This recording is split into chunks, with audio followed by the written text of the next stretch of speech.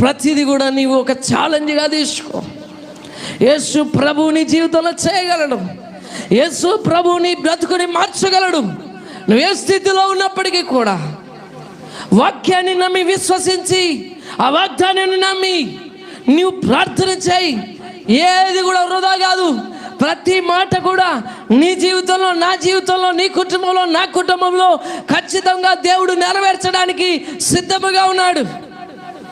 మాట ఇచ్చిన దేవుడు, మాట తప్పని దేవుడు అని ఆయనకు పేరు. హల్లెలూయా, హల్లెలూయా, హల్లెలూయా.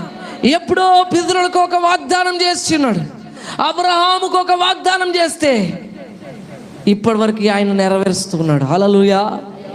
అబ్రహాముకు ఒక వాగ్దానం చేస్తే ఇప్పటి వరకు నేటి వలె స్థాపించవలనని మీరు భాగ్యము సంపాదించుకొనుటకై మీకు సామర్థ్యము